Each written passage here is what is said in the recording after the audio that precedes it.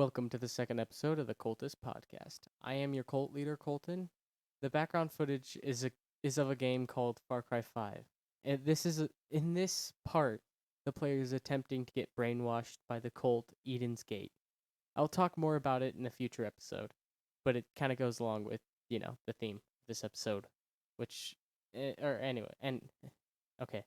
And before I start, I wanted to say the Cultist podcast is now on all your favorite streaming services, but it's really, this is all of them: YouTube, Spotify, Anchor, Breaker, Google Podcast, Pocket Cast, and Radio Public. So if you want to listen with your devices turned off, you can go to those listed. This will be diff. Wait, oh, this will be a different episode. Sorry, there's a typo in my script, but but it is something that the listeners should know. And if you're gonna keep listening to this podcast, you should probably listen to this episode. So it'll be more short of an episode, but this episode will be what is a cult.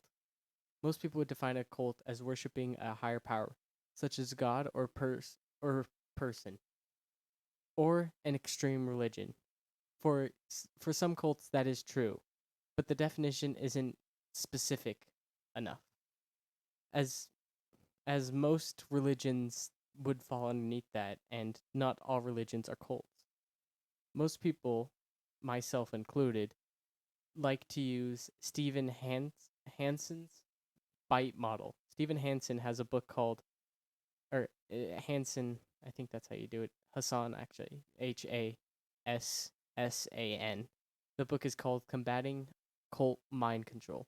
I haven't read it yet, but I've heard a lot about it. It teaches the best ways to deprogramming cult members. But but back to the BITE model. It stands for behavior control, information control, thought control, and emotional control. All or all to achieve mind control. But each of these categories has a different criteria to tell if it's a cult. I will run through some of them now. Under behavior control, we have promotes dependence and obedience, meaning you depend on the cult for something. So if in Jehovah's Witnesses, as a good example, is they'll help other Jehovah's Witnesses. So like during, I forgot what hurricane it was, a whole bunch of people went down to Texas to help only Jehovah's Witness members. That's making a dependency on the cult. They will also, or under behavior control, there's also modify behaviors with rewards and punishments, almost like training a dog. Dictate where and with whom you live, such as certain, like states, or like all in the same house, you know. Restrict or control sexuality. This one pretty much speaks for itself. Control clothing and hairstyle. This one, behavior control, is more of making it so you have a cult like personality, because there's the cult personality.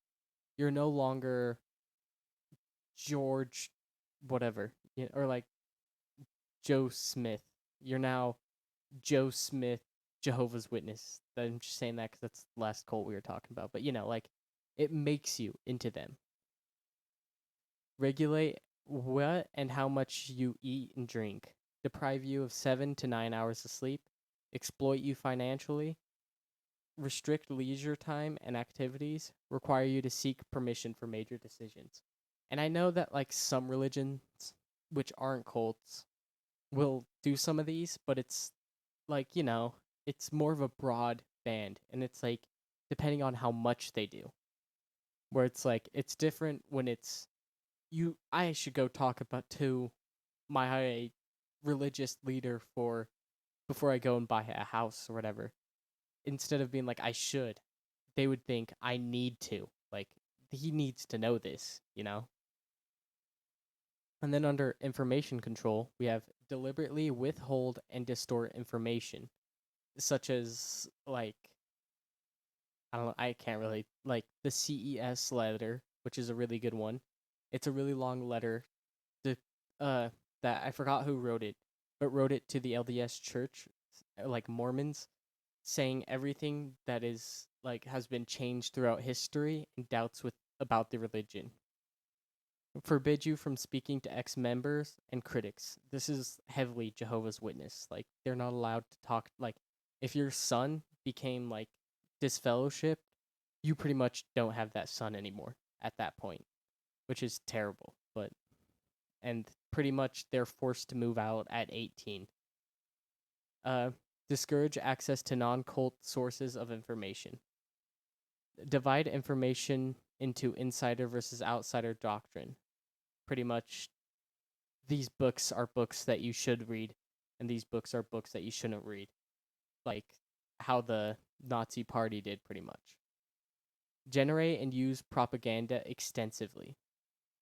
Because it's different when it's, you know, like, hey, you should join my religion versus posters everywhere, people knocking on your doors, like, ton of people just convincing you, or like movies, episode, or like, TV shows like, uh, what is it?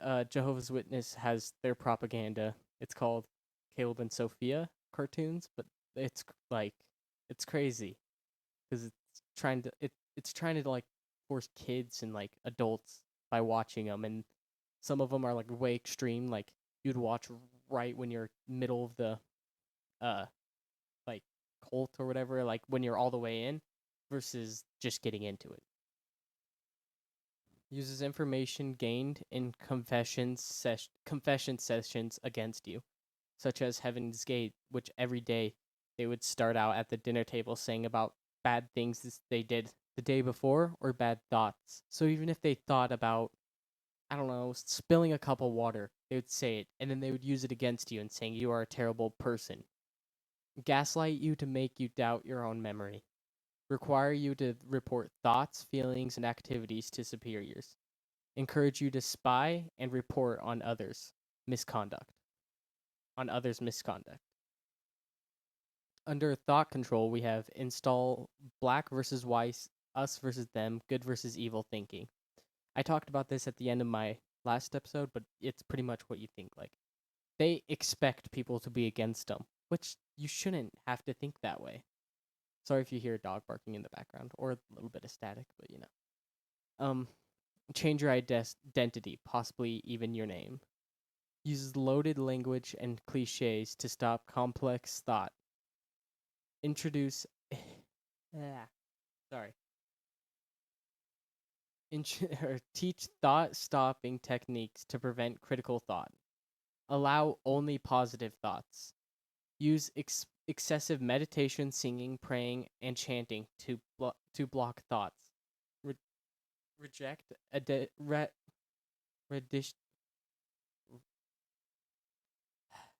reject critical thinking and doubt. And then under emotional control, we have install irrational fears of questioning or leaving the group. Label some emotions as evil, unworldly, sinful, or wrong. And, as Inside Out teaches us, we need anger and all the so-called negative emotions as much as positive ones. Teach emotion stopping techniques to prevent anger/homesickness. Promote feelings of guilt and shame and unworthiness. So pretty much like telling them you are worthless, like, and all this, like you're a terrible person and all this. And then the next one, shower you with praise and attention, love bombing.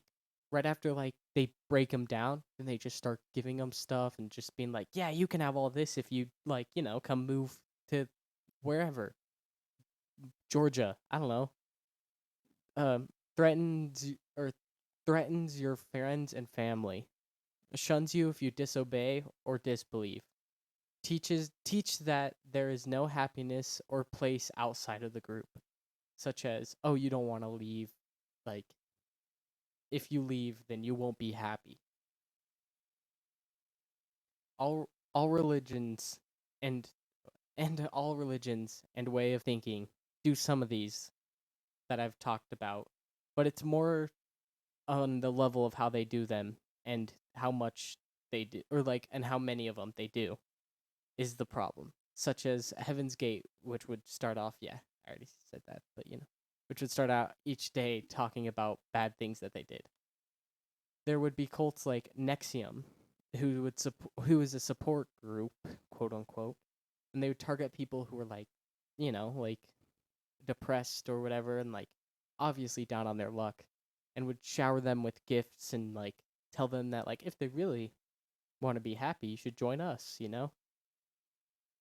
But that cult's for another time. Or Solar Temple, which I thought of last time, made a secret society for people who wanted a sense of power and like think that they're controlling the government, even though it would be the leaders who'd control the people, even like, they wouldn't do it. The Simpsons made fun of this with the Stonecutters episode. And that was a cult as well, by showering everyone with gifts and exclusively letting people in. So it's like only certain people could get in, which would make more people want to get in. Anyways, different type of episode, I know, but it's a topic that is useful to know, and I would recommend checking out the YouTube channel Telltale. He's an ex-Jehovah's Witness member, and he talks a lot about modern-day cults and religions. Honestly, my inspiration to start a podcast. Remember to follow me on Instagram, the Coltist616, Coltist spelled Coltist, and 616 because that's the number of the beast. It was a translation error in the Bible, and it's not 666, it's 616. Anyways, make sure to like and comment. It really helps out with the algorithm, and also subscribe. Anyways, this has been your cult leader, Colton, and see ya.